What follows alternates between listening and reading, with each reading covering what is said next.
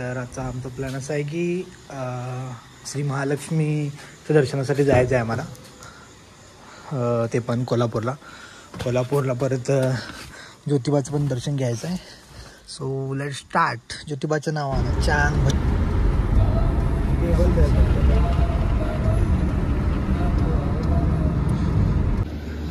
तर CNG petrol pump आहे हा कराडच्या पुढे. तर पाठीमागच्या साईडला मी थांबलो होतो, बट पेट्रोल पंप काय तो CNG तिथे खूप गर्दी होती आणि इव्हन चालू पण नव्हता. तिथे मला थोडा टाईम गेला. त्याच्यानंतर तुम्हाला जर तुम्ही पुणे टू कोल्हापूर ट्रॅव्हल करत असाल तर तुमच्याकडे CNG गाडी असेल तर तुम्ही कराडच्या पुढे CNGचा special CNG online petrol CNG pump आहे. तर तुम्ही इथे विजिट करू शकता आणि इथे इवन नाश्ता पण छान भेटतो. इडली अँड पोहे 2च मेनू आहेत फक्त. बाकी CNG पेट्रोल पंप बघू शकता तुम्ही. Only CNG. कराडपासून थोडंसं पुढे त्यानंतर कोल्हापूरची लाल माती विषय हार्ड कसं आहे चिकन. जिथं तुम्ही कार्स वगैरे असेल तर पार्क करू शकता. इकडे पार्किंगसाठी आहे, हे काय फ्री ऑफ कॉस्ट आहे, कारण की तुम्हाला ऑलरेडी खाली येते चार्जेस घेतो 40 रुपये. दख्खनचा राजा ज्योतिबाच्या नावानं चांग भला. तर पावसाचं वातावरण झालेलंच होतं, आता पाऊस पडून गेला त्यामुळं जरा हा व्ह्यू छानच वाटते. म्हणजे असं थंड वातावरण एकदम. जसं आपण उन्हाळ्यात येतो एकदम रखरख वगैरे तसं काहीच नाही.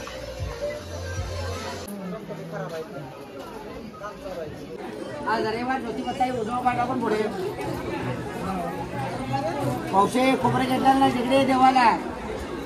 हे मावशे खोबरं चुकू नको इकडे. तर तुम्ही गर्दी बघू शकता. आज रविवार असल्यामुळे भरपूरच गर्दी आहे. ही लाईन पाहू शकता, इथून अशी वरून फुल आहे.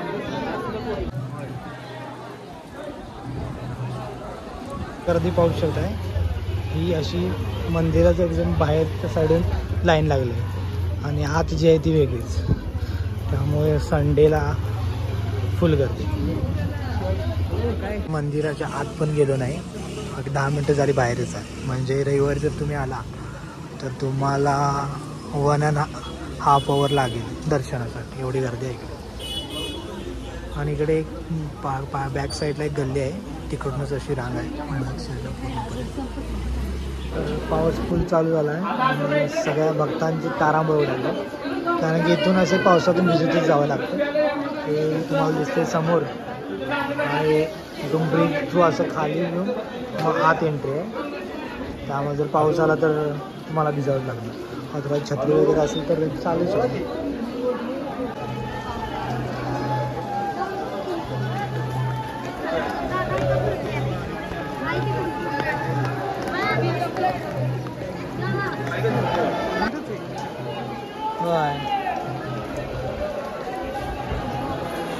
डोनेशन कॅम्प पण इथे चालू आहे. तुम्हाला ब्लड वगैरे डोनेट करायचं असेल तर तुम्ही करू शकता. चाचा डायरेक्ट गोराब घेऊन आलाय. कोल्हापूरकर तटतच नाहीत कशाला, विषयच नाही. किती पाऊस पडतो आम्ही आपला लोकल जुगाडच वापरतो. विषय हा आहे. 10 रुपये खर्च घेऊन आत लाईनीतून यायला आपल्याला अर्धा तास बरोबर लागला. 11 वाजता होतो तर 11:30 झाले. आता अजून आत पोचलो नाही. तर इथे एक लाईन दिसते का तुम्हाला, इथून आत म्हणजे तुम्ही पैसे देऊन डायरेक्ट इकडून असं येऊ शकता बाहेर येऊन इकडून. आणि हा डायरेक्ट पण तिथेच भेटतो.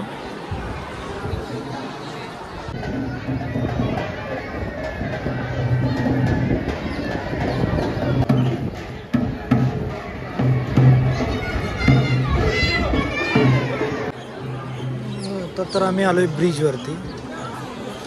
ब्रिजवरून तुम्ही व्ह्यू बघू शकता असा साईडचा पूर्ण.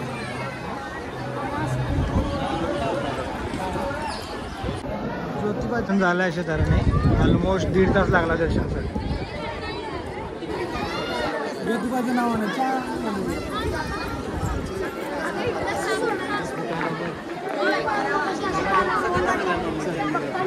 आम्ही चाललोय वरती. इथून पुढे वरती पार्किंग आहे तर तुम्हाला गाडी वगैरे पार्क करायचं असेल महालक्ष्मी मंदिराच्या तिथे, तर पाठीमाग आहे श्री महालक्ष्मी रात्री निवास लिहिले तिथे.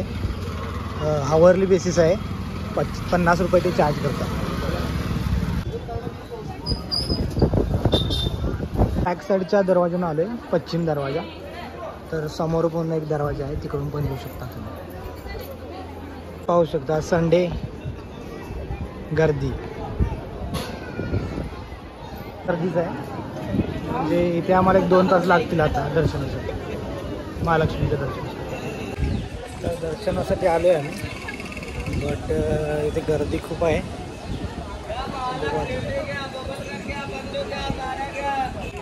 काय बघ जरा इकडे येतं. तर इकडून लाईन चालू होईल अशी.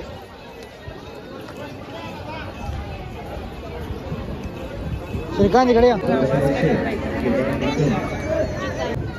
तर पूर्व दरवाजा 3 मधून एंट्री आहे. तुम्ही दर्शनासाठी इकडून रांग लावू शकता. बघू शकता भरपूर रांग आहे. तरी आमचं दर्शन लवकरच झालं. तसं बघायचं झालं तर 1-1.25 तास लागला आम्हाला.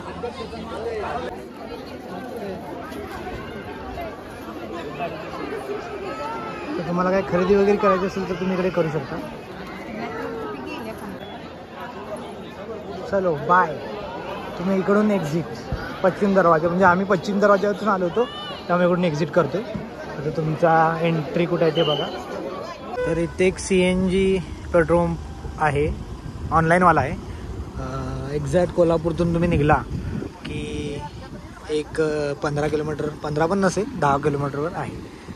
हा पण एक परफेक्ट आहे तुमच्यासाठी जर तुम्ही ट्रॅव्हल करता असाल कोल्हापूर टू मुंबई पुणे. तर चला, तर असं CNG झाला आहे आता. तर आम्ही चालू घरी.